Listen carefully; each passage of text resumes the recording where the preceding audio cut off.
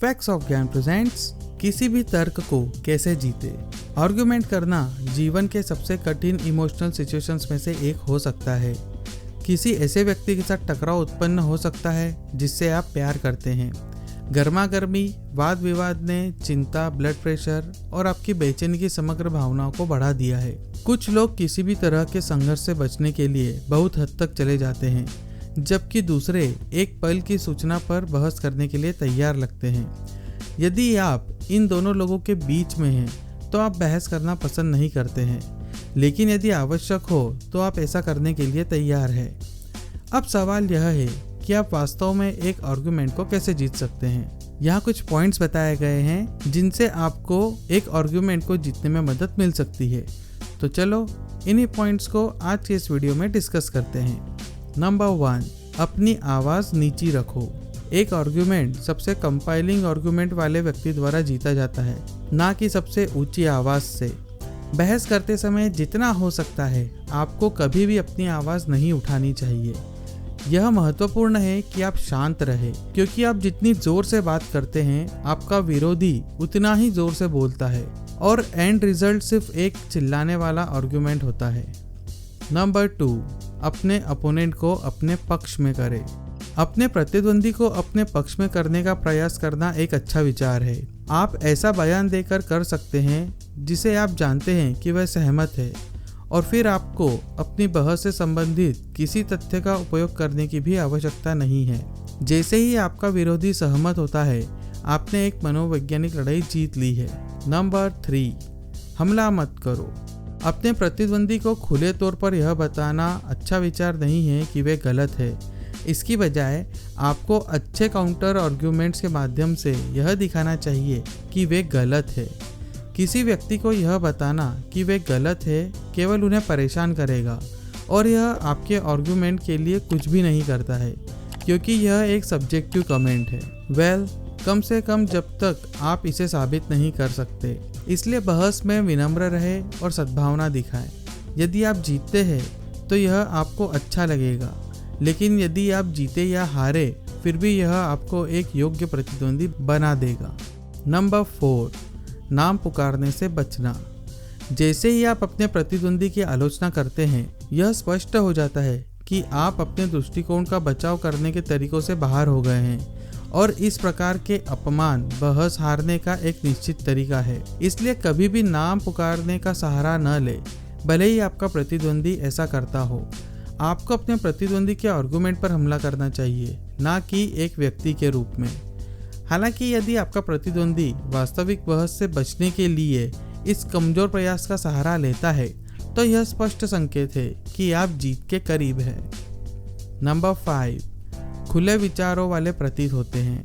रक्षात्मक बनना किसी आर्गुमेंट को जीतने के सबसे बुरे तरीकों में से एक है।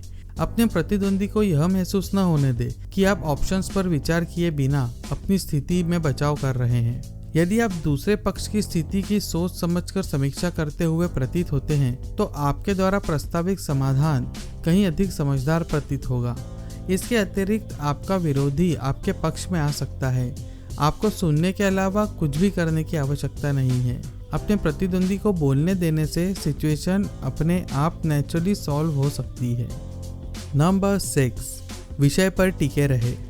जब कोई आर्गुमेंट हारने लगता है तो यह देखना काफी सामान्य है कि वे विषय को किसी और चीज की ओर मोड़ने की कोशिश करते हैं, इस उम्मीद के साथ कि आप उनकी कमजोरी पर ध्यान नहीं देंगे।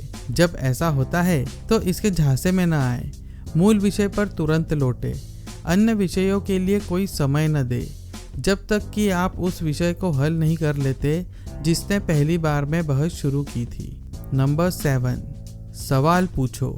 जब आपका प्रतिद्वंदी बताता है कि वे क्या मानते हैं, तो इस तथ्य की गहराई से जांच करें, ऐसे प्रश्नों के साथ जो इसकी खामियों को उजागर करने के लिए डिजाइन किए गए हैं। मुझे और बताओ जैसे प्रश्नों का उपयोग करें, जैसे क्या आप मुझे उदाहरण दे सकते हैं। ये प्रश्न लगभग हमेशा आपके विरोधी को सच्चाई की ओर ले जाएंगे, और यदि वे ईमानदार है तो वे इसे स्वीकार कर लेंगे। नंबर 8, शांत रहो। किसी भी आर्गुमेंट को जीतने का एक और बढ़िया तरीका है कि बिल्कुल भी बहस ना करें। एक स्ट्रॉन्ग आर्गुमेंट देने के बाद अपने प्रतिद्वंदी को सारी बातें करने दें, खासकर अगर उनके पास आपका विरोध करने के लिए तथ्यों की कमी है। वे शायद इधर उधर भटकेंगे और आपको उनका विरोध करने के लिए कई तरह के नए तरीके देंगे। इससे उन्हें हार नहीं मानना चाहिए, लेकिन इससे उन्हें बहस से दूर जाना पड़ सकता है, जो आपके लिए एक स्पष्ट जीत है। नंबर 9, अपने फैक्ट्स को जानें।